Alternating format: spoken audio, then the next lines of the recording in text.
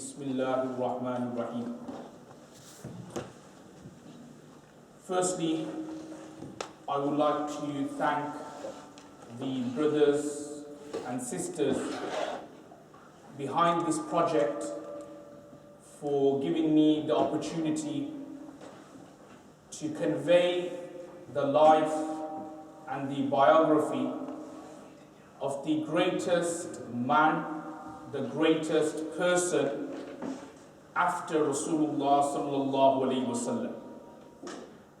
The man who was Rasulullah sallallahu alaihi wasallam's companion in Makkah, the man who migrated with Rasulullah sallallahu alaihi wasallam to Medina Munawwara, the man who was with Rasulullah sallallahu alaihi wasallam in the cave of Thawr, the man who led the Muslims after the death and demise of Rasulullah sallallahu alaihi wasallam, the man who waged war against the rebels, the man who waged war against those who refused to give zakat, the man who administrated justice and adl and insaf, the man who established judiciary in the Islamic state, in the Islamic government, the man, the first man under his stewardship, under his leadership, the Holy Quran was compiled. And this man, the theme of today's talk, the topic of today's course is Sayyiduna Abu Bakr as-Siddiq radiyallahu ta'ala anhu. Now before we begin the course, just a few points to mention. Some points is with regards to health and safety. Some of the points with regards to the course itself and the smooth running of the course.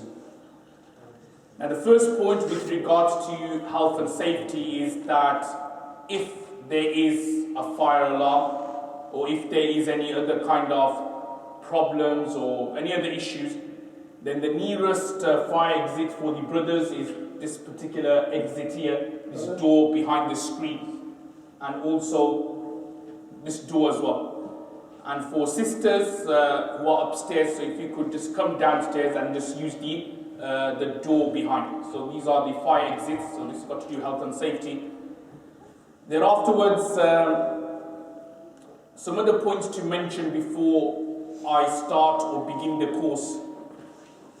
These are points with regards to adabs and etiquettes of learning and acquiring knowledge. And whenever I do a course or whenever I begin a book or a kitab or a lesson or a dars, I always mention a few points regarding the importance of studying and also the importance of teachers and why is it so important to have adab and respect the teachers when you are studying, when you are acquiring knowledge. And the reason why it's important is, unlike say knowledge at school, university type of knowledge, this is a knowledge where you require that interaction between teachers and students. You require a degree of suhbah and connection with the teacher to learn this spiritual and this Islamic knowledge. And that's why you'll see that many brothers and sisters at universities, some of them I know because I also study at university as well. Some brothers and sisters, they hardly attend a lecture. But at the end of the year, when the exams come, they pass the exams. So you're able to do that with like worldly knowledge. But when it comes to Islamic knowledge, you require another connection as well. You require that connection with the teacher. And that is so important because the Prophet of Allah sallallahu alaihi wasallam, when he was in the cave of Hira, everybody knows the story when Sayyiduna Jibreel alayhi salatu wassalam came. So the first command he gave to Rasulullah sallallahu alaihi wasallam was Iqra, read. So Rasulullah sallallahu alaihi wasallam responded by saying, Ma ana biqari, that I am unable to read. So everybody knows the hadith of Sahih al-Bukhari. What happened? Jibreel alayhi salam hugged Rasulullah sallallahu alaihi wasallam tightly. And from there the ulamas derived that this Islamic knowledge, spiritual knowledge, is something which is heart to heart. It's not all the time through tongue to tongue, it's heart to heart. And like in anything in life, that when you respect someone, when you value someone, then that person opens up to you. If you have students and you know them for many, many years, naturally you open up to that person. Your heart opens up and you're able to teach him properly, comfortably, confidently. So exactly same when it comes to spiritual knowledge or Islamic knowledge, that you need to have that connection with the teacher. There needs to be a degree of adab and etiquette. If you need to ask something, then you should raise your hands and say, Mufti Saab, Maulana Saab, Sheikh, I want to ask a question. So these are basic adabs and basic etiquettes when it comes to acquiring knowledge from a sheikh, from a teacher. Because remember, this is not knowledge passed tongue to tongue. It's always been heart to heart. So from the very beginning, when Jibreel alayhi salam hugged Rasulullah sallallahu alaihi wasallam, and then Rasulullah sallallahu alaihi wasallam, through his suhbah and connection, the Sahabas, the companions got the knowledge, and thereafterwards the Tabi'een, the predecessors, they got their knowledge through being in the company of the Sahabas and so on and so forth. So even 1400 years later, it's the same method of passing knowledge. It's not all the time through the tongue, it's through the heart. So the more wider the heart of the teacher is, the more comfortable the teacher is, the more adab and respect there is from the students, the more the teacher will want to teach, the more the teacher will open up, the more the teacher will not be reserved in what he says, in his judgment, and in that way the teacher will benefit and also the students will also benefit as well. Also, for the smooth running of the course, even though it's good to ask questions, فَاسْأَلُوا أَهْلَ الذِّكْرِ إِن كُنتُمْ لَا تَعْلَمُونَ السُّؤَالُ نِصْفُ الْعِلْمِ, as mentioned in the hadith of Rasulullah sallallahu alaihi wasallam. The opportunity for question and answers will be given at, say, certain parts of the session, if that makes sense. So say after every half an hour, every 45 minutes, I may then give a 2-3 minute opportunity for students to ask questions. So if you do have any questions, then please write on a piece of paper, make a note of it, say somewhere at the back of the course book, and then ask me when I give you the opportunity to ask questions. So again, this is all for the smooth running of the course, not to ask whilst I'm actually delivering the talk and the lecture. And a final point to mention is that obviously regarding mobile phones, make sure that they're on silent at the very least, so it's not disturbing others. And one final point is regarding intention. Okay, it's very important that our intention for attending this particular talk or course, dars, whatever you want to call it, is so that we can obviously better ourselves, we can derive benefit, but also at the same time, brothers and sisters listening upstairs, is that we can guide the brothers and sisters outside. And let me just explain something. It's not all the time about numbers, it's all the time about the quality in terms of how many people you can guide. And there's a hadith I'll mention later on.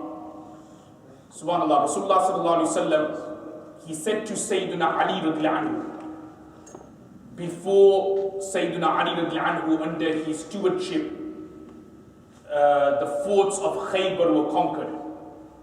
And Rasulullah sallallahu alaihi wasallam said to Sayyidina Ali radiallahu anhu that if you can guide one person, khayrun min humarin na'am, that is better than receiving hundreds and hundreds of red camels. I.e. camels, as you know in Arabia, and on top of that the red camels, i.e. the yellowish color camels we see, they tend to be very, very expensive, priceless. So Rasulullah sallallahu alaihi wasallam said to Sayyidina Ali radiallahu anhu that if you can just guide one person, not two, not three, not 100, not 1,000, khalas, just one person you can guide, that is better than you receiving hundreds and thousands of camels. So our intention here, from what we learn, from what we acquire, isn't about to go and level our success on hundreds of people attending, or whether we could convince hundreds and thousands of people. No, even if we could get one person changing his life, that is better. That's our ticket booked for Jannah and paradise. And that's what teaching is. That's what conveying the message is. Sadaqah Jariyah, that whatever you learn and you convey to others, as mentioned in the hadith of Bukhari, خَيْرُكُمْ مَنْ تَعَلَّمَ الْقُرْآنَ وَعَلَّمَ. The best amongst you are those who acquire the knowledge of the Quran and teach it to others.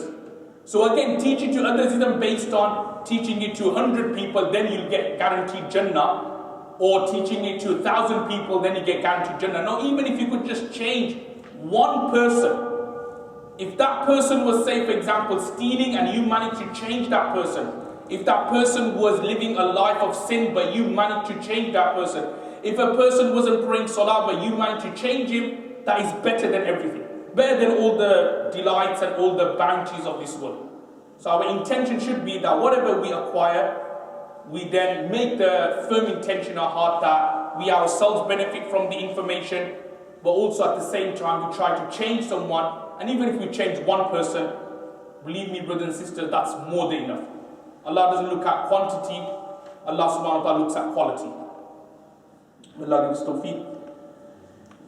Now let's have a look at the first page of the course handbook. Now obviously I'm sure you probably flicked through the course handbook already. It's been designed in such a way that on the left hand side there are writings there, and then on the right hand side you've got a blank piece of paper. The blank piece of paper is there for you to make notes, so there's no need for you to ask the volunteer brothers for extra pieces of paper. And obviously the notes on the blank piece of paper on the right hand side is there for notes. Okay, now obviously brothers will remember last year when I was doing the fiqh of marriage course in this very same mosque, in this very same spot as well, that I'm not going to actually read through every single paragraph of the course handbook because it'll take too long. We'll be here, not until 7 o'clock. We'll be here until next day Fajr if we go at that rate. So I'm just going to go over the main parts. Obviously some main paragraphs I'll probably read it, but generally speaking I'll just kind of explain each section in my own words, and obviously any additional information I give, then I request brothers and also sisters upstairs if you could just make a note of it on the side. Now the first topic which we are going to look at about Hazrat Abu Bakr as-Siddiq radiyallahu ta'ala anhu is about his lineage and genealogy. Now Hazrat Abu Bakr radiyallahu anhu, his name, his ism was Abdullah. So his name is Abdullah. And Abu Bakr is actually something what we call in Arabic kunyat. Spelled in English Kunyah, kunya or kunyat. And what does kunya mean? Now kunya is a traditional Arabic term which for brothers the word Abu is at the beginning, which means father, or the word for sisters is Ummu at the beginning. And what generally speaking happens is that these words Abu or Ummu is then attributed to that person's son, to that person's daughter, and it doesn't even have to be children, sons or daughters. It could even be something like something what is associated with. You can use the word Abu or Ummu to describe that person. So let's give you an example. Just say somebody, he's got a son called Sulaiman. So his kunya may be Abu Sulaiman. Or just say for example, there's a sister and she's the mother of Hafsa. So her kunya may be Hafsa. And it doesn't, as I just explained, it doesn't have to be just with sons or daughters. Something which you are associated with, you can use the word Abu before. So just say if someone is very into his kitabs and into his studying and so on, and the Arabic word for books is called al-kitab. So that person's title could be Abul Kitab or Abul Ilm, the father of books, the father of knowledge. I'm just giving some examples. And it's mentioned in a hadith of Sahih al-Bukhari that once Sayyidina Ali radiallahu anhu, he had some issues with his wife, Hazrat Fatima. So he was sleeping in the masjid. And the masjid in those days, brothers and sisters, it's not like the carpets which we have here. It was all dusty, muddy and soily. So what happened was that Hazrat Ali radiallahu anhu, he fell asleep in the masjid. When he woke up, over his kurta and kameez there was mud and soil. So Prophet ﷺ, he looked at Hazrat Ali radiallahu anhu and said to him, Abu Turab, the father of mud. So what I'm trying to explain is that this word Abu or Ummu, it's not necessarily has to be for people who have sons or daughters. Even someone who's not married, who doesn't have a son or a daughter, but if he's like connected with something, if he's hard working or if he's like into his studies, if he's into his ilm and knowledge, then have the word Abu before, and that's that person's kunya done. So as I was saying that Abdullah is his name, but his kunya is Abu Bakr radiallahu anhu. Now Hazrat Abu Bakr radiallahu anhu also had something what we call laqabs. Lam, Qaf, Ba. And laqab is like titles. Yeah, he had certain titles. It's like, say for example, Maulana for a alim, or Allama for a great knowledgeable person. These are like certain titles. So similarly, Hazrat Abu Bakr radiallahu anhu had two, actually he had many titles, but there are two famous ones. Number one is that he was called Al-Atiq. He was called Al-Atiq. And the second title of Hazrat Abu Bakr radiallahu anhu, the most famous one, is the word As-Siddiq, the truthful. And subhanAllah, why was Hazrat Abu Bakr radiallahu anhu called As-Siddiq? Rasulullah sallallahu alaihi wasallam, he would say that when the message came to Rasulullah sallallahu alaihi wasallam, everybody else denounced the message. Everybody else, were throwing stones at Rasulullah sallallahu alaihi wasallam. What is this person talking about? God and Jannat and Jahannam. What's this person talking about in terms of resurrection? No one believed in Rasulullah sallallahu alaihi wasallam except one person, and that person was who, brothers and sisters? Hazrat Abu Bakr as-Siddiq radiallahu anhu. And why is he called as-Siddiq? Why is he the truthful? Because without any collaboration with anyone, without asking Prophet ﷺ that give me a few minutes to think about it, without any ifs or buts, he, Abu Bakr as-Siddiq radiallahu anhu, believed in Rasulullah ﷺ straight away. And because of that reason, he was called as-Siddiq, the truthful. Now if we have a look at the course book, obviously the first paragraph explains that his father's name, i.e. Abu Bakr radiallahu anhu's father's name was Uthman, and his family name was Abu Quhafa. And his mother's name was Salma, and her family name was Ummul Khair. And then he goes on to explain about his father, that his father, Abu Quhafa, did not accept Islam at the very beginning. He didn't accept Islam at the very beginning. Like many people, like take an example of Abu Sufyan. So Abu Sufyan, who was a staunch enemy of Rasulullah sallallahu alaihi wasallam, he accepted Islam, but it was very later on, after the conquest of Makkah. And obviously we look at it later on in the course about the conquest of Makkah and the significance of that particular battle. So similarly, Sayyidina Abu Bakr radiallahu anhu's father, Abu Quhafa, he accepted Islam after the conquest of Makkah. Obviously, if you just want to make this note that the conquest of Makkah happened in 8th year of Hijri. I'm sure everybody probably knows, 8th year of Hijri. And subhanAllah, after the conquest of Makkah, as Allah says in the Quran, وَرَأَيْتَ النَّاسِ يَدْخُلُونَ فِي دِينِ اللَّهِ أَفْوَاجًا. That you will see people entering the deen in flocks. Afwaj, fawjun is the singular, afwaj is the plural, i.e. in flocks. Because after the conquest of Makkah, hundreds, thousands of people slowly then came into Islam.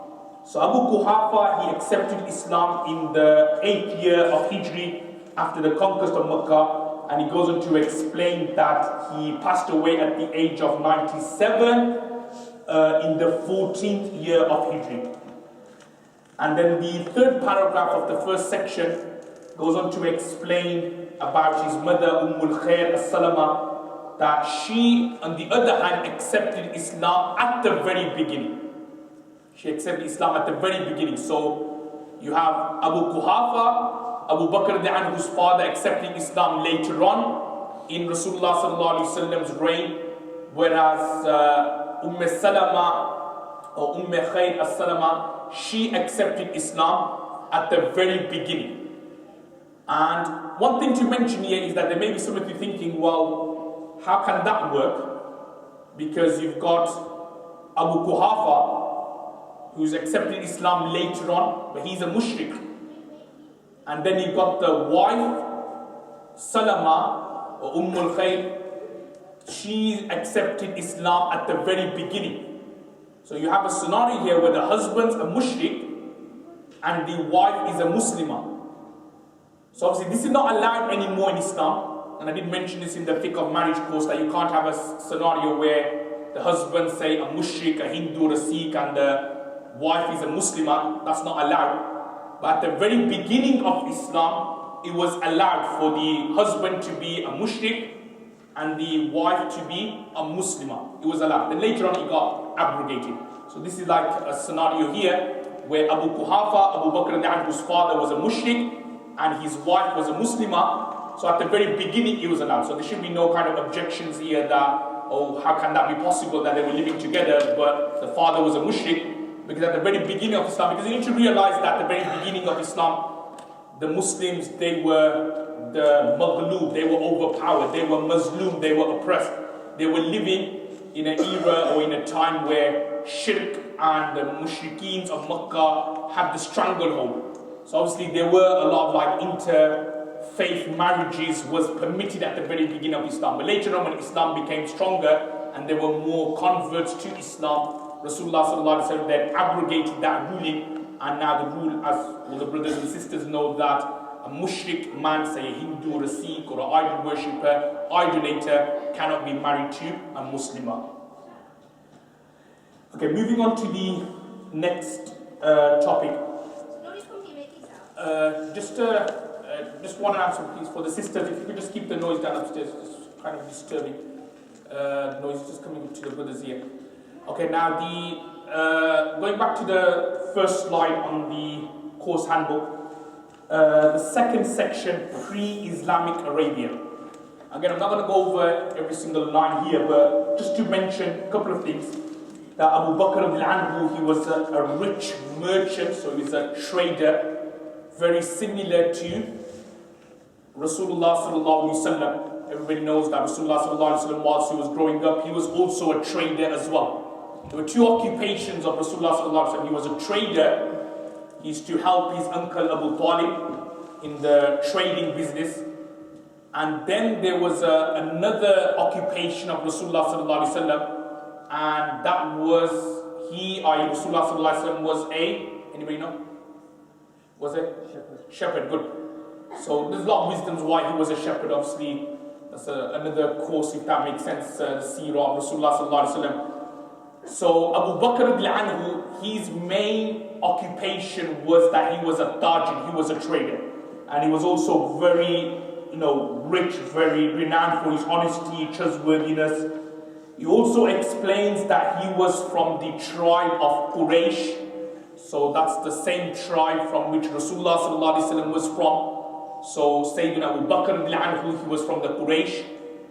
And also the last paragraph of that section goes on to explain about Sayyidina Abu Bakr anhu, subhanallah.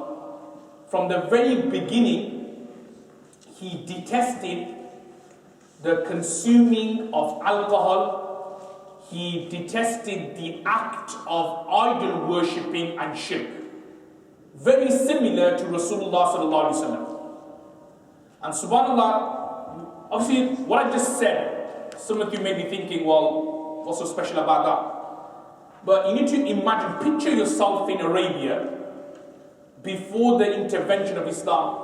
Imagine like you're in an area where everyone's drinking alcohol. Everyone's drinking it, everyone's committing zina, everyone's looting, everyone's deceiving.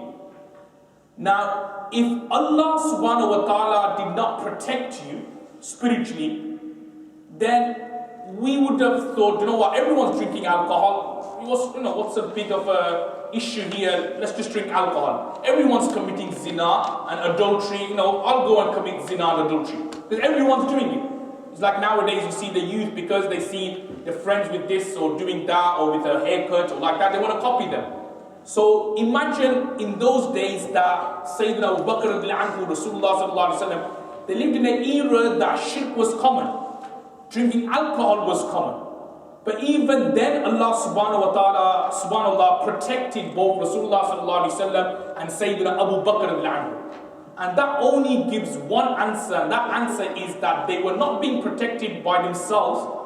Allah subhanahu wa ta'ala was protecting them. For a person, sometimes you just have to acknowledge that it's not sometimes down to your brilliance that you say, you stay away from sin. It's down to Allah.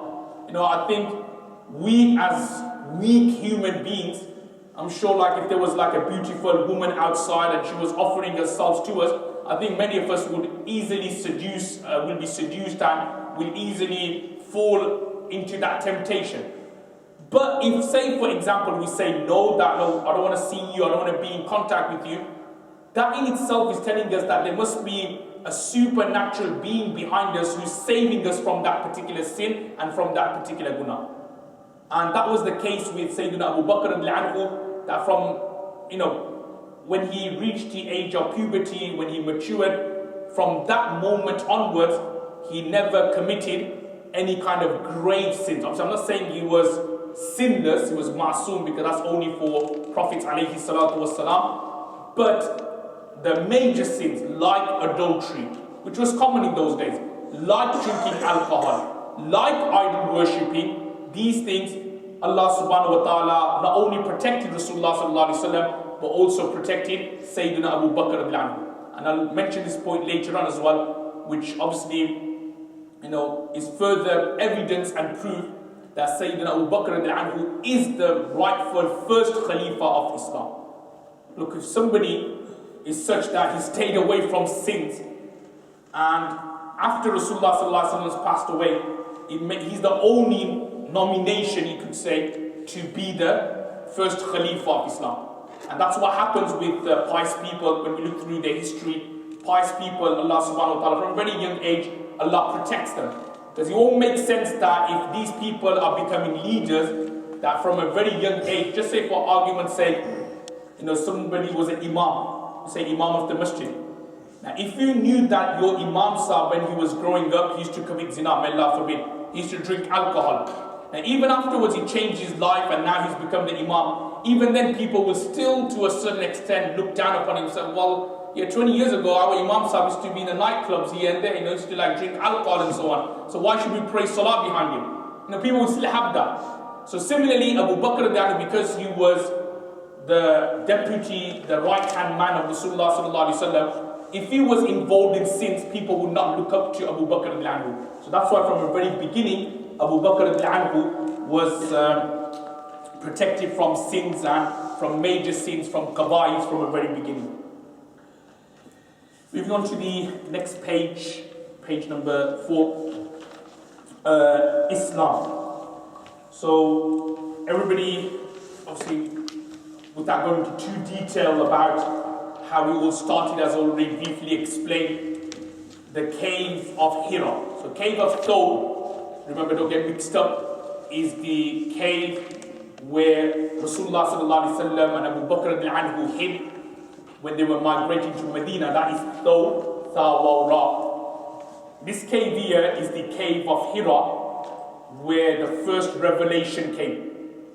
Sayyidina Abu Bakr obviously wasn't there at that time. He was there with Rasulullah sallallahu alaihi wasallam in the cave of Thawr, but not at the cave of Hira. So as I already explained, Sayyidina Jibreel alayhi salam coming, saying to Rasulullah sallallahu alaihi wasallam, Iqra. So Rasulullah sallallahu alaihi wasallam responded by saying, Ma ana biqari'in, I'm unable to read. And then this happened 3 times, and then eventually Jibreel alayhi salam told Rasulullah sallallahu alaihi wasallam, Iqra bismi rabbika alladhi khalaq, that read in the name of the Lord who created you. So everybody knows the story that after that Rasulullah sallallahu alaihi wasallam went to his wife Hazrat Khadija radhiyallahu anha. She was the first person to accept Islam, and for 3 years Allah subhanahu wa ta'ala told Rasulullah sallallahu alaihi wasallam to keep the mission of Islam a secret. Just to keep it under wraps. Just to keep it a secret. For 3 years. And the other reason why that's so important, it's so important so that, first and foremost, you know, the main people, like your wife, family, your close friends, relatives, you firstly convince them, and after they are convinced, and when they themselves are strong in terms of Iman, then you go and start giving da'wah. And subhanAllah, even this particular procedure we can learn, or we can actually implement in our own lives, in our own organizations. Sometimes brothers, they get together, sisters even, they get together, they want to form a group, a halaqah or an organization. Nothing wrong with that. Nothing wrong with having organizations. But remember brothers, having organization is good, but the underlying feature should be you're conveying the message of Allah and His Rasul sallallahu alaihi wasallam, not the message of the organization. I think nowadays we live in an era where everyone just wants to promote their organization. No, seriously, they just want to promote the organization, whatever it is, al this, as this or that, you know, this and that, or darul this, darul that. They want to promote their organization, and they don't want to promote the message of Allah and His Rasul sallallahu alaihi wasallam. So as I was saying that, whatever organization it is, it's good to have organizations, but at the very beginning, you need to like kind of get yourself strong. You need to build yourself up. And when you are strong, when you can kind of like, you know, build yourself up, then afterwards you then spread. And subhanAllah, that was the case with Rasulullah sallallahu alaihi wasallam, because in the first 3 years, there was hardly any da'wah at all. It was all like within family, friends, close relatives, allies. Rasulullah sallallahu alaihi wasallam tried to convince them, and when they were convinced, when they saw the vision, thereafterwards, that's when proper open da'wah started. Sometimes what happened, people, they begin an organization and they want to start giving da'wah straight away, but actually sometimes it's good to just settle yourself down, you know, implement your visions, your ideas. When you get a good trusted 5, 10, 15, 20 brothers, sisters, who obviously understand your vision, the vision of the organization, which should be, you know, fundamentally to convey the message of Allah and His Rasul sallallahu alaihi wasallam. So when you get sincere brothers and sisters on board, then you start doing big da'wah, and then you start doing big courses and big this, big that. What unfortunately happens is that organization, they start small and they want to do something big on the first day. Yeah, and then the rest of the 10 years afterwards, they just like go to sleep. So it should not be the case. It should be slowly built. And it's like a saying that always aim high. SubhanAllah, I'll mention this later. Nothing wrong in having aspirations. Actually, you know, Deen tells us to have aspirations. But aspirations in a religious way, not for worldly things. So you shouldn't have worldly aspirations all the time, not too much.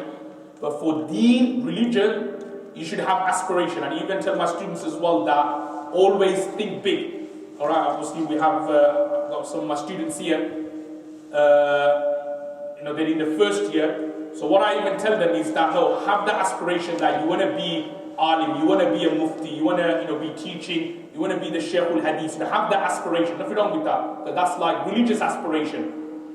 But obviously, slowly you build. So you do your first year of Alum class, then the second year, third year, and then you reach the final year. So as I was saying, brothers, that for first 3 years, there was no open da'wah. But as I was explaining the story, that as Abu Bakr anhu, he was one of the first people to convert to Islam. Now he goes on to explain that scholars have then scholars have then tried to reconcile, I should say, as to who was the first person to convert to Islam. I think you should get the answer if you look on page 4.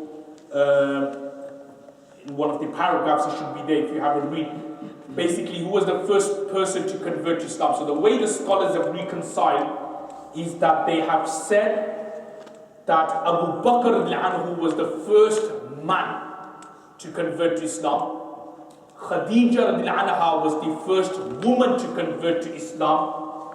Zayd bin Harisa anhu was the first slave to convert to Islam.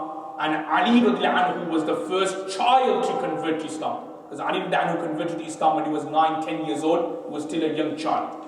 So in this way the Imams kind of reconcile, because there are different hadiths as to who converted to Islam first. Some say it was Khadija, some say it was Abu Bakr anhu, some say it's Zayd bin Harisa, some say it was Ali anhu. So the way the Imams and the scholars kind of reconcile is that in terms of the first man to convert to Islam, that honor was for Sayyidina Abu Bakr anhu. The first woman was Sayyida Khadija anha. The first slave was Zayd bin Haritha radiallahu ta'ala anhu. And the first child was Sayyidina Ali radiallahu ta'ala anhu. Now the next paragraph number 2, page 4, goes on to explain that Sayyidina Abu Bakr anhu took the task of propagating Islam and spreading the message. So you see, like, within the 3 years, Sayyidina Abu Bakr anhu, what happened was that he had a lot of contacts. Sayyidina Abu Bakr, because he was a merchant, he was a trader, he was well known. It's like, say, somebody has a shop on Alum Road. You know, everybody knows, oh, he's the owner of that shop. And then everybody knows because you go to him, you know, there's that connection, the customers, they have that connection with the seller, and over a number of years you then build up that connection, relationship that, oh, this particular trader is trustworthy, he's truthful, so on and so forth. So Sayyidina Abu Bakr anhu, he had a lot of connections. So Rasulullah sallallahu alaihi wasallam, subhanAllah, used this to, obviously, the advantage, not of himself, but to the advantage of deen. So he told Sayyidina Abu Bakr anhu that because you have a lot of connection with people, use this as a way to give da'wah. And let me explain a point about da'wah, subhanAllah, that da'wah is something, it's not just restricted to the masajids. Yep, I'm sure everybody knows that. Da'wah, or giving lectures or talks or bayans or advice or nasiha, it all comes under the word da'wah. It's not connected to the masjid environment. Da'wah can be given whenever, wherever. Sometimes it happens that many brothers, when they're in the masjid, they're proper so hyped and active, akhi, come on, do this, do that. But when they are, say, for example, at work, because they are like, their friends may be there or non-Muslims may be there, then they're very shy. They don't want to talk about Islam, they don't want to talk about deen. Subhanallah, da'wah can be given, as I was saying, wherever. Take an example of Sayyidina Yusuf alayhi salatu wasalam, that when he was in prison, he even gave da'wah then. He was trying to convince those two people who came to him for the dream interpretation. So Yusuf alayhi salam, before he gave the interpretation, he said to them, or gave them da'wah, told them about Tawheed, the oneness of Allah subhanahu wa ta'ala. So what I'm trying to say, brothers and sisters also upstairs, that da'wah is not just restricted to a 45-minute, 1-hour dars. It's not just restricted to today's course. Da'wah is given wherever, and the best way to give da'wah sometimes is through your behavior, by the way. Sometimes you can give da'wah without actually uttering a single word. It's like your behavior. So alhamdulillah, we're going to look at this later on as well. If you have good manners, good akhlaq, these kind of things. Actually, I'll mention it now as well, because just have a look at the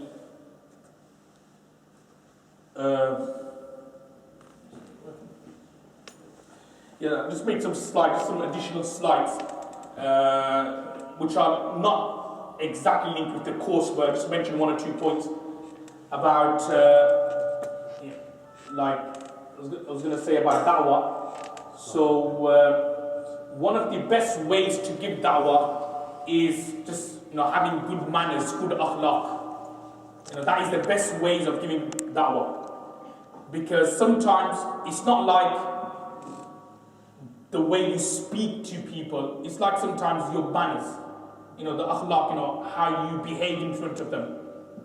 And we look at it later that, subhanAllah, being a Muslim is that sometimes your action speaks louder than your words. Because obviously the munafiqeens, unfortunately, the hypocrites, they would speak a lot, they would talk a lot, they would say the nice things, but their actions were totally against Deen and Islam. So what I'm trying to say is that this is a very important part of our Deen. Not just like you just talk the talk, you also have to walk the walk as well. You need to practice it. So as I was saying, let's mention a couple of hadiths here about the importance of good manners, good akhlaq, good teachings, these kind of things.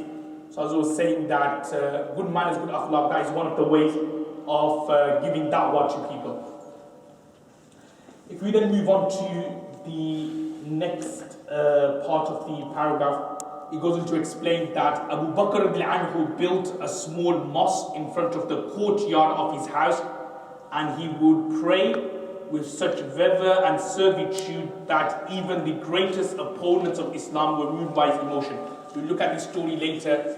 That Abu Bakr anhu, he would sit in the courtyard, he would read salah, pray salah, he would recite the Holy Quran, that even the non-Muslims of Makkah would get affected, and they would come and they would listen into Sayyidina Abu Bakr anhu's recitation. If we move on to the next paragraph, Makkah. So as I was explaining that for 3 years Islam was very undercover. No one knew about Islam, only a few people were aware of Islam. Thereafterwards, 3 years after the incident of Jibreel alayhi salam coming with the message to Rasulullah sallallahu alaihi wasallam in the cave of Hira, a verse is revealed.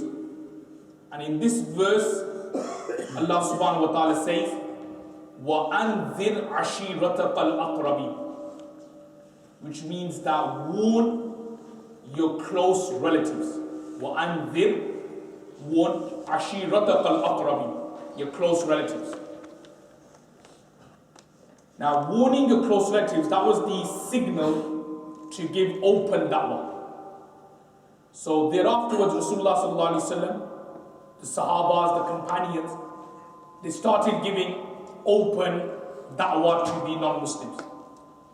But you can imagine that the mushriks, the non-Muslims of Makkah, for hundreds and thousands of years, they've been following their forefathers' religion, which was basically worship idols, committing adultery, drinking alcohol, stealing, lying, these kind of things. So now you've got a group of people saying that what their forefathers were doing for the past thousands and hundreds of years is wrong. You can imagine that the resistance, Rasulullah sallallahu alaihi wasallam, the persecution, Rasulullah sallallahu alaihi wasallam and Muslims were facing. So next paragraph then goes on to explain that even during the hardship or the difficulty the Muslims and the Sahabas were going through, Sayyidina Abu Bakr anhu, he still stuck with Rasulullah sallallahu alaihi wasallam. He didn't start complaining and thinking, oh my God, what on earth have I got myself into here? Like this person, I believe in this person and look what's happening to me. He never ever questioned Rasulullah sallallahu alaihi wasallam that he was doing something wrong. He never ever say, for example, questioned anything. But he knew it was the haqq and the truth, and he knew that this is a test from Allah subhanahu wa ta'ala. And what I would just like, obviously, brothers, if you could make this note because it's not in the actual course book itself. what I want to mention actually is that, trials and tribulations, or being tested by Allah subhanahu wa ta'ala, is like part and parcel of being a Muslim. And actually the way it works is that the more closer you are to Allah, the more tested you are by Allah subhanahu wa ta'ala. Subhanallah. Very famous hadith, أَشَدُّ النَّاسِ بَلَاءً الْأَنْبِيَاءُ ثُمَّ الْأَمْثَلُ فَالْأَمْثَلُ أو كما قال عليه الصلاة والسلام, hadith of Sunan al-Tirmidhi, that Rasulullah sallallahu alaihi wasallam said that out of the people, the most severest to be tested will be al-anbiya, the prophets. Prophets will be tested first, severely. And then afterwards, the next level in terms of taqwa and piety will be tested by Allah subhanahu wa ta'ala. So no one should actually be, any brothers or sisters upstairs, should not have this in the back of their mind that, well, I pray my salah, I give my zakat, and I go for hajj once every few years, and I fast in the Ramadan. Why on earth I'm going through so many difficulties? No. Remember that actually that's a good thing. If you are getting tested by Allah, that means that you must be very close to Allah subhanahu wa ta'ala. That's why you are getting tested. So remember, brothers and sisters, that being tested by Allah subhanahu wa ta'ala, going through tribulations and trials, is all part and parcel of life. And what we should, as Muslims, when it comes to happiness, like when we receive some, when there's like good news or good moments in our life, a degree or something, we passed exams, whatever, have a child, got married, these kind of things, these are all happiness. So when we go through happiness, we shouldn't get too overjoyed. We shouldn't get too chuffed, if that makes sense. But also at the same time, when we go through difficulty, we should not get too down. What happens to brothers and sisters nowadays is that there's two extremes. So when they experience happiness, they get too happy, they get too chuffed, they're on cloud nine. But then when they go through difficulties, they go right to the bottom to the extent that they think about suicide and these kind of things. Islam teaches us that always be in the middle. Obviously, if you go through nice moments in life, you went somewhere, nice trip, whatever, Allah Alam, just take it on board, not to get too over happy, not to get too over chuffed. Also at the same time, when you go through difficulties, so again, just continue with your life. Inshallah, look at it later. The greatest difficulty, our difficulty, just, whatever difficulty we may be going through, marriage problems, family problems, X, Y, and Z. When we go through that difficulty, just remember for a moment the difficulty the Sahabas went through. When Rasulullah passed away. As mentioned, that the greatest calamity which can befall, or which has befallen the Muslim Ummah, is not the various wars which we are seeing nowadays. The greatest calamity is the death of Rasulullah. You can imagine these Sahabas, literally when they probably heard Rasulullah pass away, their heart literally was taken out. This term heartbroken. Think of the Sahabas, how they were feeling when Rasulullah passed away. So that is the greatest calamity. Even then the Sahabas moved on. So what I'm trying to say, brothers and sisters, is that when we go through difficulties, always move on, think positive, go, whatever your aim is, continue doing it. So even, as I was saying, in Makkah, where the Sahabas were being persecuted, the little group of Muslim men and women were being persecuted, Rasulullah sallallahu alaihi wasallam, the Sahabas, they continued with their message, they continued with their da'wah, never thought about giving up. Sayyidina Abu Bakr never thought about giving up. Why on earth did he get himself into? He never ever thought about that. Now the second paragraph of that second section on page 4 talks about how close Rasulullah sallallahu alaihi wasallam and Hazrat Abu Bakr was. Like this term, the right-hand man, that is for Sayyidina Abu Bakr. Even though Rasulullah sallallahu alaihi wasallam had so many companions, and subhanAllah, there's a hadith of Sunan al-Tirmidhi. So I want to, just like advise to brothers as well, that I know we're doing the course on Abu Bakr al-Anhu, but also in your free time, have a read of the seerah of Rasulullah sallallahu alaihi wasallam. Have a read of Rasulullah sallallahu alaihi wasallam's akhlaq, conduct, manners. Subhanallah, there's a hadith of Sunan al-Tirmidhi that every Sahabi, every companion of Rasulullah sallallahu alaihi wasallam would say about Prophet sallallahu alaihi wasallam that I think that I am the most beloved to Rasulullah sallallahu alaihi wasallam. So look, every Sahabi, when they would talk about Prophet sallallahu alaihi wasallam, they would say, do you know what? Prophet sallallahu alaihi wasallam loves me the most. Every single companion would say that. And that is telling us that, subhanAllah, when these companions, people would meet Rasulullah sallallahu alaihi wasallam, Rasulullah sallallahu alaihi wasallam must have displayed some beautiful akhlaq and manners which made every single Sahabi think that they're special in the eyes of Rasulullah sallallahu alaihi wasallam. So this was the beauty of Rasulullah sallallahu alaihi wasallam, that when people came to him and they met Rasulullah sallallahu alaihi wasallam, they thought that they were the most special people on earth. So this was Rasulullah sallallahu alaihi wasallam, amazing manners and akhlaq. But the closeness, the companionship was only for Sayyidina Abu Bakr and Alum. So even though Rasulullah sallallahu alaihi wasallam loved all the Sahabas, and all the Sahabas thought that in front of Rasulullah sallallahu alaihi wasallam, I'm the most special, but Abu Bakr anhu had a greater virtue and a fazilat over any one of them. And that's why when we look at that paragraph here, he explains that Rasulullah sallallahu alaihi wasallam would visit Hazrat Abu Bakr anhu's house in the morning and in the evening. Vice versa, sometimes after Salatul Isha, we look at later, Abu Bakr anhu and Rasulullah sallallahu alaihi wasallam would kind of like sit together and they'll do something what we call in Arabic, or even Urdu as well, we call it mashwara. And I just mentioned one or two hadiths about, the importance of mashwara, so you could have a look at it on the slide which is in front of you, about even though Rasulullah sallallahu alaihi wasallam, any decision Rasulullah sallallahu alaihi wasallam would take or made, it was always going to be correct because his decision making was from Allah. It was like wahi. But even then, Rasulullah sallallahu alaihi wasallam did mashra with the companions, took advice from the companions. And there's many wisdoms why Rasulullah sallallahu alaihi wasallam would do that. Number one, to show his humbleness, tawadu, but also at the same time to make everyone feel special and important, as I was explaining. Just imagine that the Imam Sahib or someone is asking this brother here, Akhi or brother Abdul Rahman or brother Zayd, what's your mashwara, what's your advice? So now that brother Abdul Rahman, that brother Zayd will feel so important that, subhanAllah, the Imam Sahib is asking me for my advice regarding this issue, my consultation regarding this issue. And in this way, subhanAllah, Rasulullah kept everyone together, everyone happy.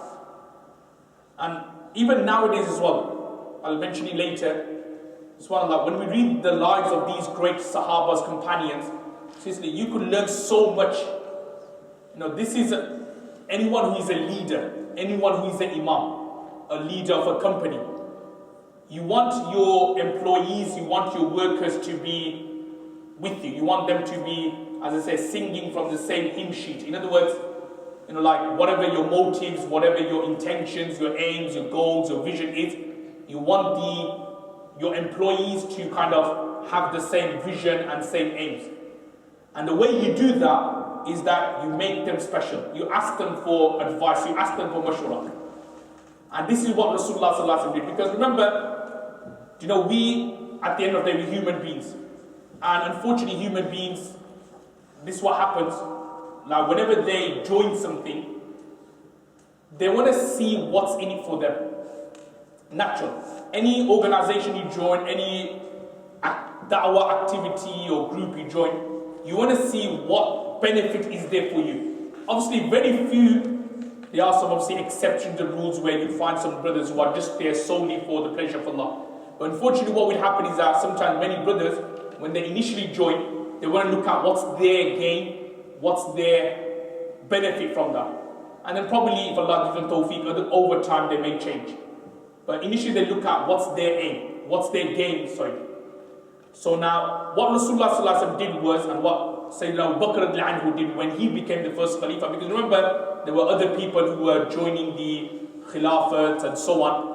Rasulullah sallallahu alaihi wasallam asked for mashwara, made them important.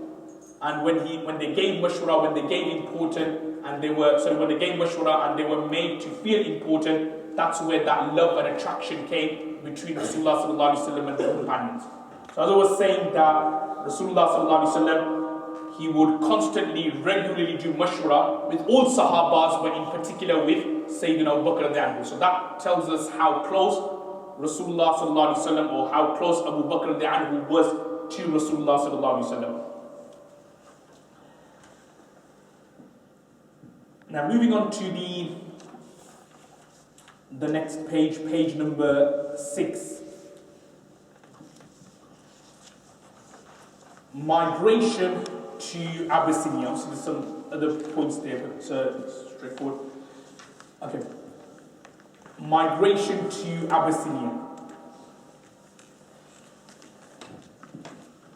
Now there were two major, or two kind of main hijrah, or two main migrations which took place during Rasulullah sallallahu alaihi wasallam's time. One was the migration to Abyssinia, Ethiopia, and the other was the migration to Medina Munawwara. So we look at Medina Munawwara later.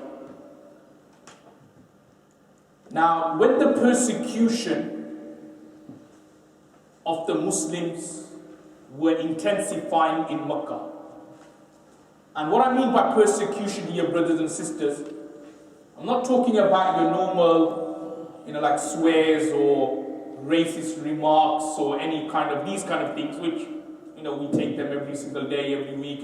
Sometimes when we go to some parts of Birmingham or some parts of the UK, we probably experience these kind of things. So we're not talking about racist remarks here. We're not talking about, the P word or something like that, or, these kind of things. We're talking more about physical persecution.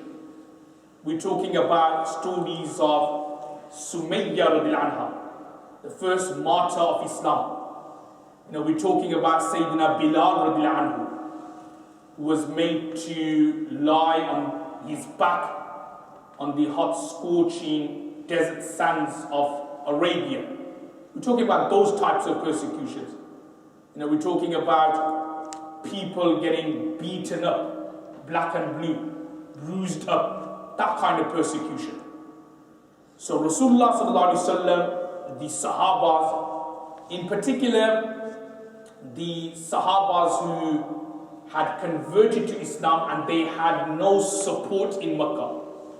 Rasulullah sallallahu alaihi wasallam was also persecuted, but it was more like, for Rasulullah sallallahu alaihi wasallam, it was more kind of verbal, because Rasulullah sallallahu alaihi wasallam had the Banu Hashim, his tribe, his family in Mecca. They were very powerful. So because of that reason, Rasulullah sallallahu alaihi wasallam got some support from the family. But for Sahaba such as Ammar bin Yasir radiallahu anhu, Sumayya radiallahu anha, because they came from Yemen, and obviously Sayyidina Bilal radiallahu anhu, because he came from Ethiopia, they had no family in Mecca. So what happened was that their persecution went to the level of physical, like beatings, torturing, these kind of things. So now when the persecution intensified in Makkah Mukarramah, a group of Sahabas, they came to Rasulullah sallallahu alaihi wasallam and they said to Rasulullah sallallahu alaihi wasallam that, O Prophet of Allah, can we migrate to Ethiopia? Can we go to Habasha? Can we go to Ethiopia? So the first group of Sahabas to migrate to Ethiopia consisted of 11 people. 11 men, 11 male Sahabas, and 5 female Sahabas. And from amongst the 11 men, you have Sayyidina Uthman radiallahu anhu, the third Khalif of Islam. Obviously, his course is coming up later on in the new year. And you have his wife, i.e. Rasulullah sallallahu alaihi wasallam's first daughter who he married, Rasulullah's second daughter, or the first daughter he married, because as you know, Sayyidina Uthman radiallahu anhu married 2 daughters of Rasulullah sallallahu alaihi wasallam. So his first wife was Ruqayyah. So Sayyidina Uthman and Ruqayyah were part of the 16 who left Makkah to migrate to Habasha. And whilst they were in Ethiopia, subhanAllah, we talk about speeches, then you've got one of the greatest speech will go down in the history of Islam. The speech of Hazrat Ja'far radiallahu anhu, Rasulullah sallallahu alaihi wasallam's cousin brother. Now imagine Hazrat Ja'far radiallahu anhu standing, and you've got the king of Ethiopia who's a Christian, and you've got all his deputies and all his ministers. Even as a modern day example, think of a Muslim standing in the Senate, and you've got all non-Muslims there in their suits and in their ties, packed to the rafters, non-Muslims, and you've got a Muslim man with a beard giving a speech. So exact the same way you have the king of Ethiopia sitting on his throne, you have his deputies, you have his ministers, you have the whole place was packed with non-Muslims, Christians, hardcore, staunch non-Muslims, Christians, priests, rabbis, you name it, everyone was there. And you have Hazrat Ja'far radiallahu anhu at the back of the room. And subhanAllah, Hazrat Ja'far radiallahu anhu gives what we call a speech. Not just any ordinary speech, a proper inspirational speech. In front of everyone, he stands up and he tells them about Rasulullah sallallahu alaihi wasallam. He tells them about the difference Rasulullah sallallahu alaihi wasallam made to their lives. He tells the people that, look, before Rasulullah sallallahu alaihi wasallam came, we were ascribing partners with Allah. We were killing people. We were committing zina. We were looting. We were thieving. We were usurping others' wealth. But after Rasulullah sallallahu alaihi wasallam came, he told us that no, you can't ascribe partners with Allah. He told us not to commit zina. He told us not to steal. He told us not to usurp and loot others' wealth. He told us not to steal. He told us to be kind to our parents. He told us to be kind to our neighbors. He told us to be kind to the people around us. So then the king of Ethiopia said to Hazrat Ja'far radiallahu anhu that, can you recite to me some verses from the Holy Quran? So Hazrat Ja'far radiallahu anhu then recited Surah Maryam, Kaf Ha Ya Ain Swad, and he recited 40 verses of Surah Maryam, and he then looked up and he saw the king of Ethiopia, Habasha, all his ministers, all the people around him, they were all crying. They were all crying. Tears were coming out of their eyes, to the extent that their beard became wet because of the beautiful words of Allah subhanahu wa ta'ala. So this is what we call the inspirational speech, followed by the recitation, which had an effect on the king of Ethiopia, which led to him to convert to Islam later. Subhanallah. So this is the story of Hazrat Ja'far radiallahu anhu and his inspirational speech. So as I was saying, if we have a look at the paragraph on page 6, that when the first group of people were migrating to to Ethiopia, Sayyidina Abu Bakr radiallahu anhu, he also wanted to migrate as well. He said, you know what, I want to migrate. Not because he wanted to leave Rasulullah sallallahu alaihi wasallam, because no one wanted to do that, but it was for the sake of Allah. And this is what is mentioned in the hadith, brothers and sisters, al-hubbu fillah, al-bughdu fillah, or kama qala salatu wasalam, which means that if we love anything or someone in life, we should do it for the sake of Allah. Al-bughdu fillah, and if we don't like someone, if we have hatred for someone, it should be based for the sake of Allah subhanahu wa ta'ala. So what I'm trying to say is that Sayyidina Abu Bakr radiallahu anhu, he didn't want to leave Rasulullah sallallahu alaihi wasallam, but he left, or he was thinking of leaving Rasulullah sallallahu alaihi wasallam and going to Ethiopia. Why? Because of the sake of Allah. And this tells a person how strong his iman is, that even though Sayyidina Abu Bakr radiallahu anhu loved Rasulullah sallallahu alaihi wasallam to bits, even then for the sake of Allah, he was willing to leave Rasulullah sallallahu alaihi wasallam, migrate to a more tolerant country, i.e. Ethiopia, and basically practice his deen and religion freely. So he goes on to explain that he was on the crux of doing it when there was a person called Ibn Dagna. He stopped Hazrat Abu Bakr radiallahu anhu from migrating to Ethiopia. Ibn Dagna, by the way, he's a non-Muslim. So he was seeing Abu Bakr radiallahu anhu leaving Makkah, and he said to him that, look, what are you doing? Where are you going? So Abu Bakr radiallahu anhu said, look, I've converted to Islam, but my people don't allow me to practice my religion freely.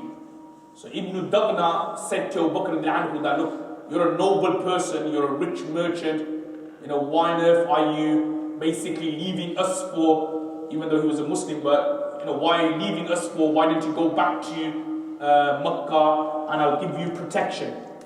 So he goes on to explain that the Quraysh did grant protection, amnesty, aman, but on the basis, on the condition that Abu Bakr did not read or recite the Holy Quran in public. Because what Sayyidina Abu Bakr, when I mentioned on the first page, that he would read the Holy Quran and he would attract people. People would come and listen to his recitation. So they gave the condition that, okay, you could stay here, but the condition is that you can't recite the Quran publicly. So as you can see from the last part, Abu Bakr declined this protection. He said, you know what, I'm not going to listen to you. Because obviously, and from this we can understand that where our deen is being, how should I say, is such that we cannot act upon it freely. There are many restrictions that, oh, you can't do this, you can't do that. Then in that situation, we should not basically abide by those rules, if that makes sense. And obviously you may be thinking, well, we live in the West and we live in the UK and so on. Yeah, if it's something which is directly against our deen, there's something which, say for example, not directly, but they tell us that you can't do that, and that's different. But when it's directly something like you can't pray Salah. So if there was a rule that said, well, you can't pray Salah in the UK, then in that situation it won't be permissible for us to live in this country.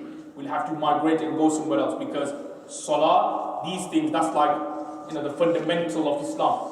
So if there was a rule such that you can't pray Salah, but there's no need for us to stay here.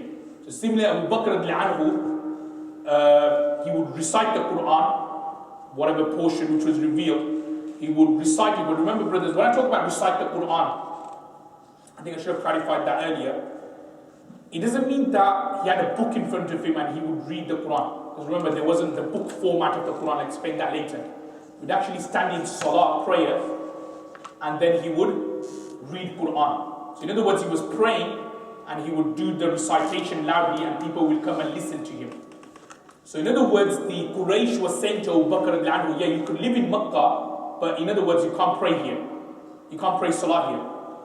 So Abu Bakr said, you know what, in that case, I'm not going to listen to this condition. I'm going to continue with what I'm doing, and if you do anything to me, then we'll see what happens. So this is the example of the strength of Hazrat Abu Bakr Iman. Yep, that he didn't care about what the Quraysh were going to do to him. If it was any one of us, may Allah forbid, we'd probably think, oh, we're okay then, let's not do that, or so and so. We look for ways out. We'll phone a sheikh, we'll phone a mufti or someone. Look, Mufti Sahib, is there a loophole for us to get out of Salah or something like that? You get brothers who ask phony and they ask questions about, we've got issues at work. Issues at work meaning like, not issues. What I mean is obviously you get break time at work. It's not like they don't give you break time. But they bring up excuses and they ask you for a fatwa that, Mufti Sahib, do I have to pray my Dhuhr at work? Do I have to pray my Asr? It's like, you're the lawmaker or something like that. So you could tell them, oh, you don't have to pray your Dhuhr or Asr. So, look at Hazrat Abu Bakr Iman, strength of Iman, that he didn't even ask Rasulullah for any dispensation here. He didn't ask Rasulullah for a loophole or a leeway in the recitation. He knew what was the haqq, he knew what was true, he knew what was right, he knew that he had to pray. So when they said that we're not going to allow you, then Abu Bakr said, then so be it, I'm going to continue to whatever you want. So this was the level and strength of Iman of Sayyidina Abu Bakr. Any questions, any brothers have? I said I was good, half an hour period, it's been an hour or so. Any brothers have any questions or?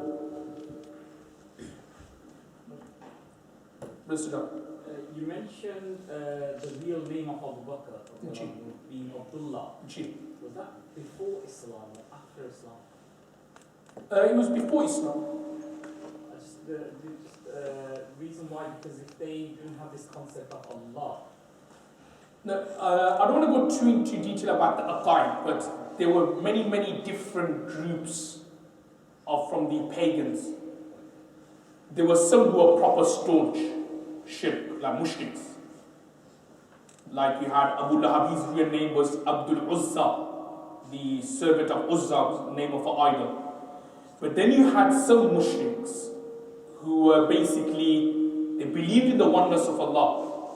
But what happened was that they believed that these idols like Lat, Uzza, Manat, all these, they just intercede. They will intercede to Allah.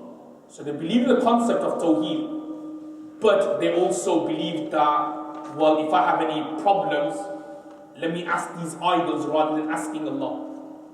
Okay. So it's a bit technical aqaid stuff, but there was some mushriks did believe in the oneness of Allah, but it's just like they associated partners with Allah. Brother Muslim. What's the significance of the kunya you mentioned, Al-Atiq? Or the title. Atiq means noble, ancient. These are the translations of Atiq. So, because obviously, Abu Bakr is from a noble family, so perhaps that name was given to him because of that reason. Your brother at the back. Before Islam was revealed, they still referred to Allah as Allah. You know, the brother was saying, Yeah. I think that's what it was, that they still referred to Allah as Allah. It wasn't, Yeah, and plus, like I was saying that, there was some who still believed in the oneness of Allah, but just had like different beliefs. So that's what it was. So you had the staunch ones who didn't believe in the concept at all. Then you had some who didn't believe in Allah, but they believed in the idols as well. So that's what it is. That's why it is possible. That's why we see some of the mushriks that they still had names like Abdullah. So even like Prophet Prophet's father, Abdullah. Does that make sense? So that name is still quite common. Is this one, I think, obviously we believe Allah subhanahu wa ta'ala has many benefits right here, but with these idols, were they all on the same level or was one higher than another? Yeah, it's similar to say Hinduism, where basically certain idols they believe will give the rain, some for love, some for this and that. So yeah, they believed the idols to be of the same level, but they were doing different works, different jobs. Without going into detail, it's mentioned in the books of tafsir that the way it worked was, this was their belief. Their belief was like the same way you have a king in a country, but he can't do everything. Like the queen or the prime minister, he doesn't do everything. He's got ministers who does the work for him. So this is what they believed about God. They believed, there is a God, but he can't do everything. They underestimated Allah's power. So they say he can't do everything. So who does everything? Oh, these idols. So let's go and ask these idols. It's like, say for example, if we want a rule change, whatever, we'll lobby with our local councillors, they'll go to parliament, whatever, and they'll raise the issue. So this is what they thought of these gods, that these are the ones who are going to intercede, let's try to keep them nice and sweet, give them a halwa, these kind of things. And then afterwards, they'll kind of intercede to Allah subhanahu wa ta'ala. So that's subcontractors. Yeah, subcontractors, that's how they work. I just have a question. Is it possible to cover that? Because we get a light right in our eyes, so I'm not sleeping because of the light. Sure. That's what Not really. Any other questions? Yeah, sure. Okay, let's move on.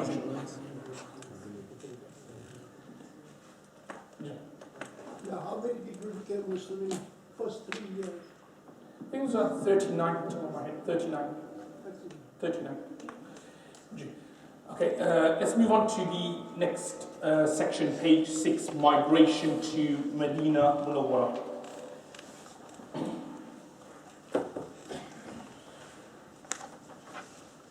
Now, it's one of the beauty of Islam that when we look through Islam, we find that many of the major events happened, and prior to the major event happening, Rasulullah sallallahu alaihi wasallam saw a dream, a ru'ya salihah.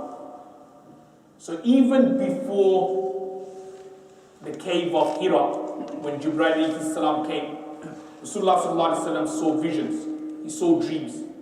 that he was being made a prophet, he was being made a messenger of Allah. Even as some of the brothers will know, the obligation of adhan, I'm not sure whether you know this, but the way adhan came about, it was through a dream. The companion in the name of Abdullah bin Zayd bin Abdi Rabbihi, he saw a dream.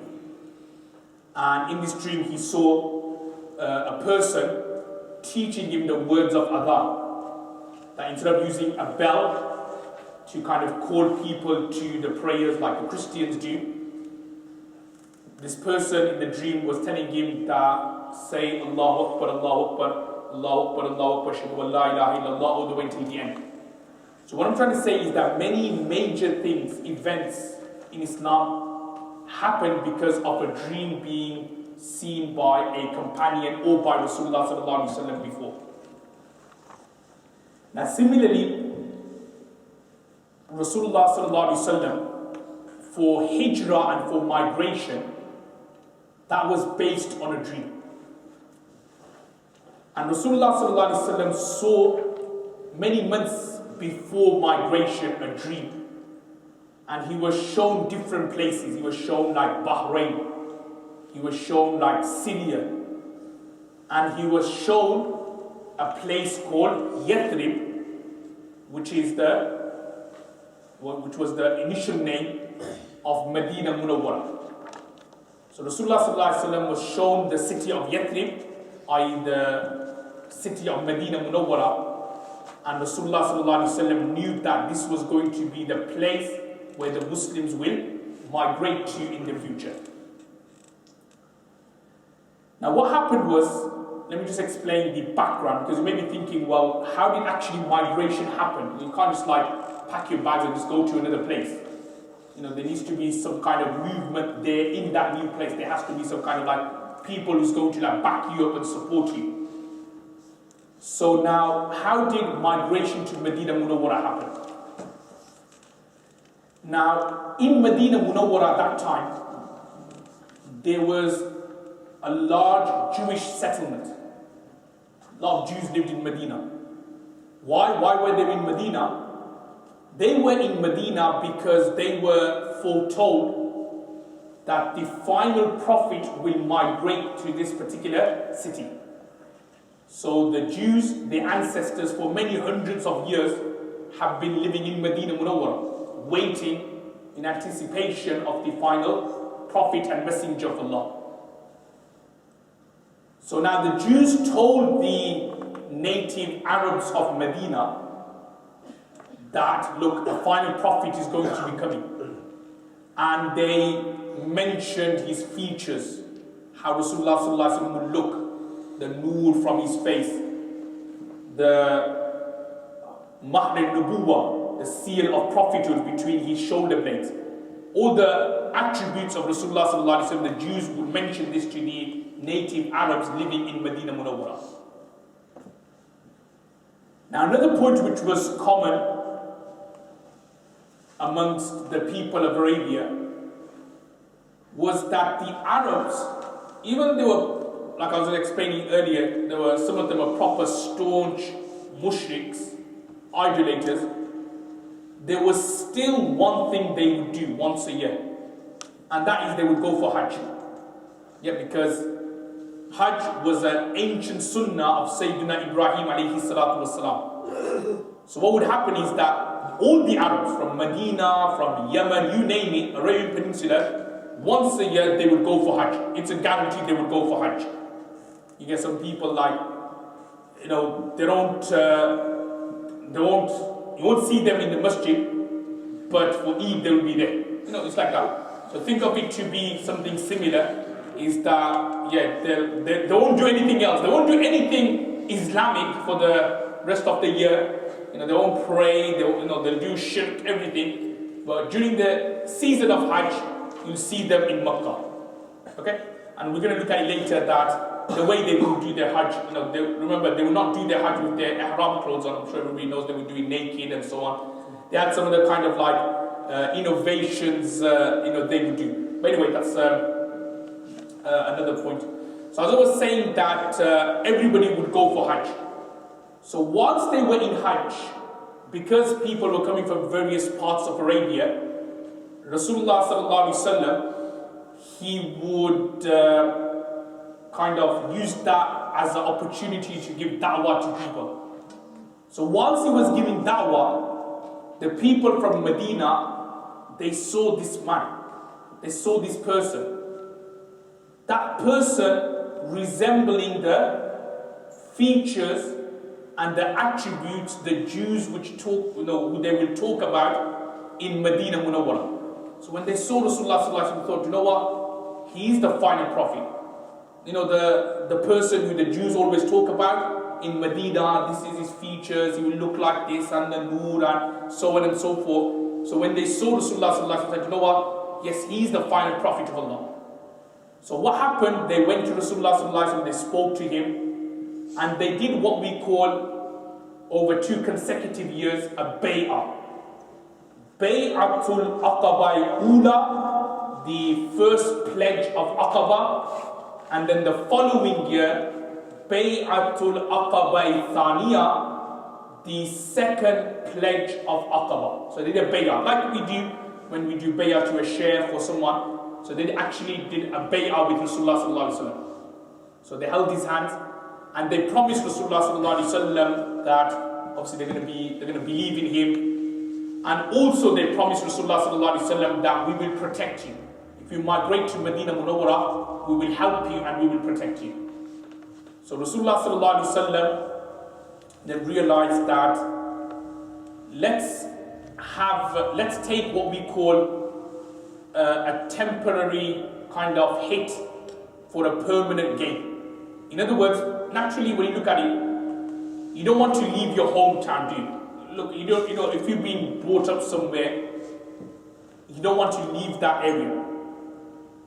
But if you think that, you know what, there's no benefit at this moment in time for me to be in Birmingham, for me to be in London, for me to be in Manchester, there's no benefit in terms of there's no Islamic schools, there's no madaris, there's no masajids around, then sometimes the best thing to do will be actually, you know what, you leave that area, you go to another place, you study, you build yourself up, you get the ta'aleem, you get the knowledge. Then afterwards, when you're of a level that you're able to give da'wah, then you move back to your home city and you start then giving the da'wah and so on. So this is what Rasulullah sallallahu alaihi wasallam thought. Obviously, he didn't want to leave Makkah Mukarramah. That was the birthplace of his father, his grandfather, his forefathers, the Banu Hashim's tribe. They lived in Makkah Mukarramah for generation. Obviously, you don't want to leave that place. But Rasulullah sallallahu alaihi wasallam thought that in the long run, if we migrate to Medina Munawwara, we could then build, and then afterwards we will then be able to one day conquer Makkah and obviously convert people towards the deen in that particular way. So Rasulullah sallallahu alaihi wasallam, he made the intention to migrate to Medina Munawwara. So it was always in the pipeline to migrate to Medina Munawwara. Now what happened there afterwards, Rasulullah sallallahu alaihi wasallam then told the Sahabas and the companions that slowly migrate, leave for Medina Munawwara. Sayyidina Abu Bakr anhu was also packing his bags and he was about to migrate when Rasulullah sallallahu alaihi wasallam said to Abu Bakr anhu that you don't go. Perhaps you will be my companion when I am migrating. In other words, when I migrate, then you will be my companion. In other words, you will accompany me. So when Sayyidina Abu Bakr anhu heard these beautiful words from Rasulullah sallallahu alaihi wasallam that I will be accompanying Rasulullah sallallahu alaihi wasallam from migration from Makkah to Medina, Sayyidina Abu Bakr anhu decided to stay back. Now from this, subhanAllah, as I was saying that what makes a person a leader? Why was Rasulullah sallallahu alaihi wasallam so loved by everyone? What's the attributes of a leader? What's the attributes of, say, someone in charge? What's the attributes of an imam? Now the attributes of a leader or an imam, brothers and sisters, is that that leader or that imam, he joins in at everyone else's happiness, and he feels the sorrow or the pain at everyone else's grief. Subhanallah. That was Rasulullah sallallahu alaihi wasallam. When Sahabas were happy, they got married, they achieved something, Rasulullah sallallahu alaihi wasallam would also be happy as well. And when the Sahabas lost something, or when the Sahabas were going through pain and difficulty, Rasulullah sallallahu alaihi wasallam would also share the same difficulty, the same pain, and the same grief. And that's why when we look through, subhanAllah, this is why Rasulullah sallallahu alaihi wasallam was so loved by everyone. This is why Sayyidina Abu Bakr was also loved by everyone. This is why Sayyidina Umar bin Khattab was loved by everyone. Why? Because they were the true leaders. They sacrificed everything for their people. When their people would be happy, they would be happy as well. When their people would be sad, they would be sad. And not only that, a true leader is someone who lets his flocks go first and then he follows afterwards. Subhanallah. When the order of migration came, Rasulullah sallallahu alaihi wasallam wasn't the first person to migrate to Medina. He was the last person to migrate to Medina. One of the last to migrate to Medina. All the people were migrating first. Everyone was going first to Medina Munawwara, and Rasulullah sallallahu alaihi wasallam was one of the last people to leave Makkah to go to Medina Munawwara. So that tells us what a true leader, what a leader should be. He should always sacrifice his comfort, his security, his protection for his people. A leader isn't someone who just sits on the throne and just eats and relaxes and so on and doesn't care about his people. And as I said before, we may not be leaders, but we are leaders in terms of leaders of our family. We may be leaders of our class or something like that, being a teacher. Being a teacher means you're a leader. Being the husband or the father in the family, you're a leader of your family. So what does that mean? It means that if you're a teacher, when your students are happy, you should be happy. When your students are sad and they're going through a difficulty, you should also feel the pain as well. If you are the husband, if you are the father, when your children, when your wife is happy or they achieve something, you should be happy. When they're going through some difficulties, you should be sad. And more importantly, a classic example of leader is that you let others enjoy even though you may not be enjoying. So you sacrifice for your children, you sacrifice for your wife, a teacher sacrifices for his students. That is a true definition of a leader. That was the true, feature of Rasulullah sallallahu alaihi wasallam, of Sayyidina Abu Bakr, of Sayyidina Umar, because of that reason they were loved by everyone. So if you want to be loved in the community, if you want to be a role model, these are the things to do. Be happy when your students, when your people are happy. Be sad, join in their sadness, join in their sorrow and their grief, and also you sacrifice everything for them. So this was the example of Sayyid Rasulullah sallallahu alaihi wasallam and of Abu Bakr al-Anhu.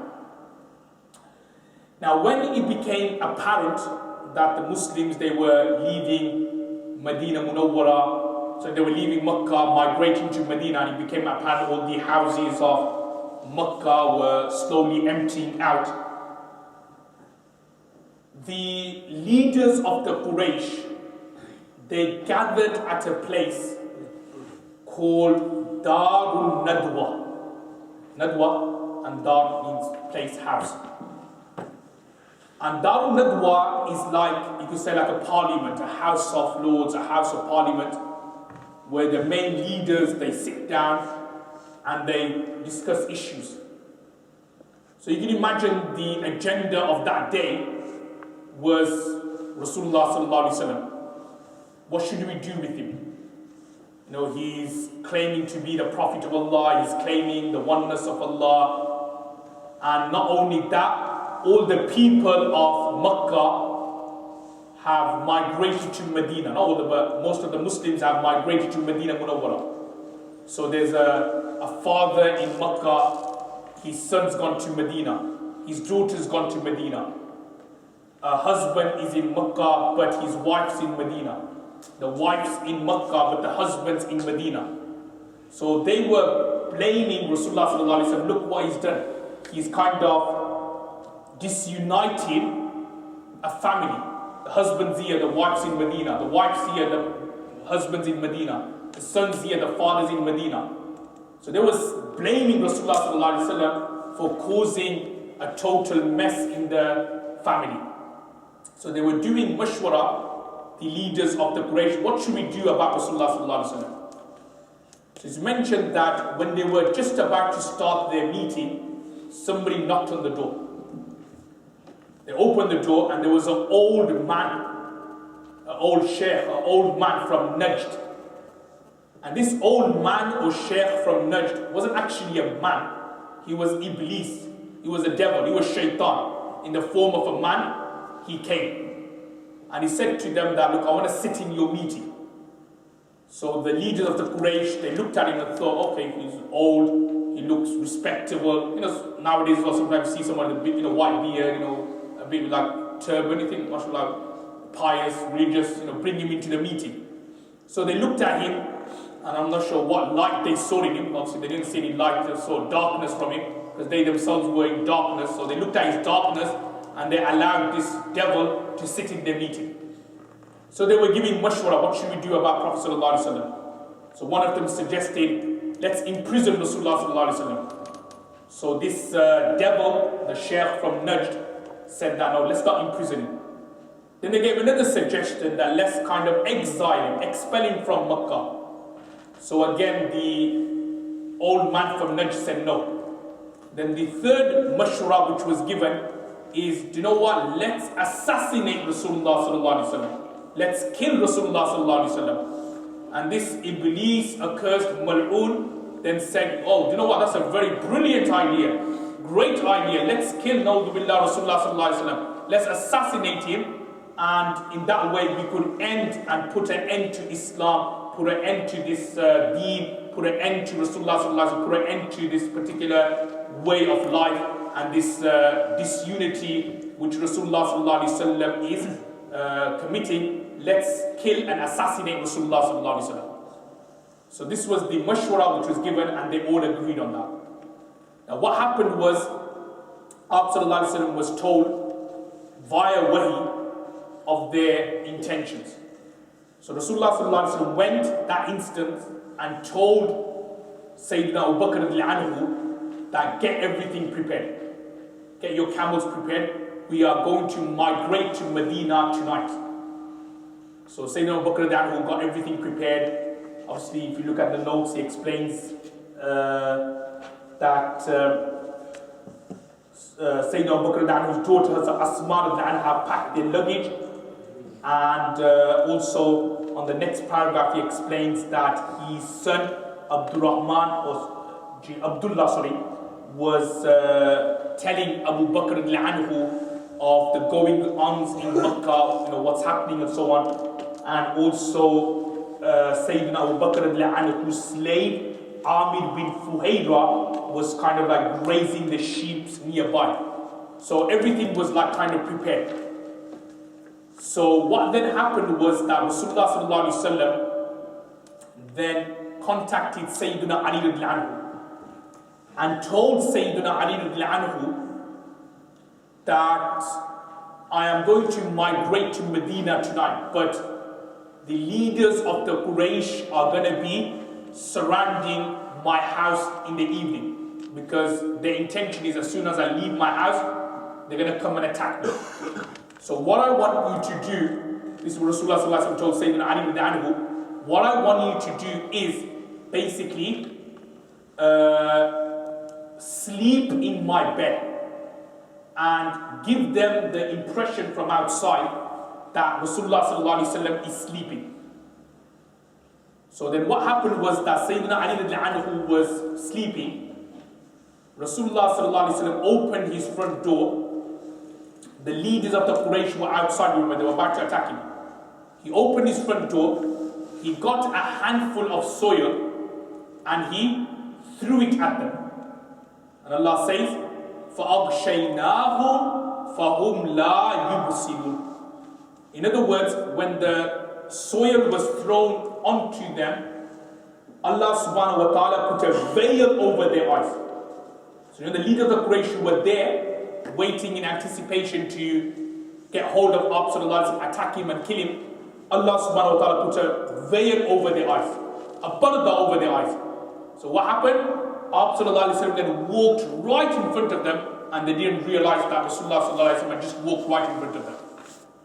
So Abu Bakr managed to escape, and obviously he went with Sayyidina Abu Bakr.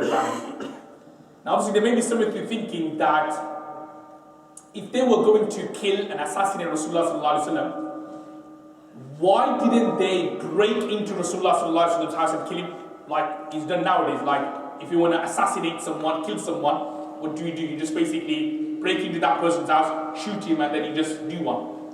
So why didn't they do that for Rasulullah sallallahu alaihi wasallam? And the reason why, subhanAllah, is that, when you look at society, subhanAllah, even the mushriks in those days, they had some manners. I know when we look at them now, we think that's so bad people and so on. But you know what? They even had manners. They had manners that, you know what? You don't break into somebody's house. Yeah? SubhanAllah, these things we forgot. Nowadays, it's like nobody's breaking into somebody's house. They had manners that, out of like, it's adab in a way. You don't break into somebody's house to thieve. Obviously, you don't break into somebody's house to attack. If you're going to attack someone, if you're going to hit someone, you wait for him to come outside and then you do whatever you want to do. You don't break into somebody's house. So that's why, because obviously there may be somebody thinking that, why not if they didn't just break into Rasulullah's house and just kill him? No, they were waiting outside. Why? Because they had manners that you don't break into somebody's house. So anyway, when Rasulullah managed to escape, obviously when Sayyidina Ali who woke up the following morning, they realized actually, we were deceived here. The person who was sleeping under the bed wasn't Rasulullah but it was Ali anhu. Obviously, continue the story on the next page, page number 7, page number 8. It goes on to explain that Sayyidina Abu Bakr anhu, he and Rasulullah they left with the camels, and they hid in a cave called the Cave of Thawr. So as I was explaining right at the beginning, Hira is the cave where the first revelation happened. Thawr is the cave where Rasulullah and Hazrat Abu Bakr anhu were hiding. And everybody knows the miracle which happened then. What happened was that Allah subhanahu wa ta'ala ordered the spider to spin a web over the mouth of the cave. So what happened was that when the Quraysh, when the mushrikeens of Makkah were pursuing Rasulullah, they actually went past the cave. But then they saw a spider's web and thought, the spider's web, it takes hours, days, months for a web to be made in this way. And because it wasn't disturbed, they thought that, it's not possible for Rasulullah and for Abu Bakr anhu to be hiding in the web. So they kind of ignored that. So for 3 days, Rasulullah and Abu Bakr anhu were inside the cave. Obviously, if you look at your notes on page 8, you will also find an incident, subhanAllah, where there was a hole, and Rasulullah was resting, i.e. had his head on Sayyidina Abu Bakr anhu's lap. And there was a hole, and from the hole a venomous snake came out. And he was biting Hazrat Abu Bakr anhu. Now, if it was any one of us, as soon as we see a snake, as soon as we see a mouse, whatever, we start jumping or anything like that. Sayyidina Abu Bakr anhu, there was a snake there, so he didn't move, he didn't budge an inch. He didn't move at all. And not only that, the snake was biting Abu Bakr anhu. Even then, Abu Bakr anhu, subhanAllah, he did not move. Why? Because he didn't want to disturb Rasulullah.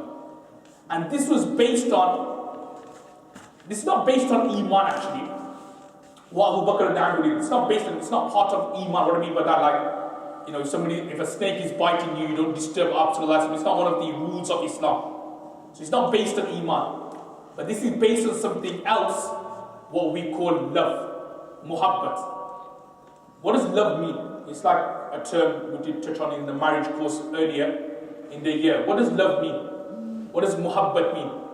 Love basically means, whether it's a person, whether it's like books or knowledge, whatever you love, a passion, it means that you dedicate everything, you sacrifice everything for that particular thing. It's like something what we call that you do something beyond, like you risk everything, you go the extra mile for that particular thing. So if you got love for books, yeah, you will travel hundreds and hundreds of miles to buy a book. If you love a person, yeah, you will like travel hundreds and hundreds of miles to meet that person. You will sacrifice everything, you will do that extra effort for that particular person. That's what love means. So exactly saying with Sayyidina Abu Bakr anhu that he had love for Rasulullah sallallahu alaihi wasallam, and he had so much love that he was willing to kind of like get himself killed. You know, sometimes these venomous snakes, one bite, that's it. So he was willing to sacrifice his own life for Rasulullah sallallahu alaihi wasallam. That is the meaning of love. Sometimes this term we use that, oh, I love this person, I love that person, and so on. Actually, you know what, it's not love. It's, as I explained before in the marriage course, more like lust. So you like a person, you don't actually love that person, you have lust for that person. But you don't actually love that person, because love means that you do that extra mile, you go beyond your limits, your ability for that particular individual. That is called love. And this is what Sayyidina Abu Bakr anhu did for Rasulullah sallallahu alaihi wasallam. Okay, we'll just leave it there for a short break of 10 minutes or so. So inshallah, we'll continue with the next part of the course after this small break. If any brothers have any further questions, they could come and ask me, or any sisters have any questions, then if you could just write on a piece of paper and send it down to one of the brothers. Jazakallah khair.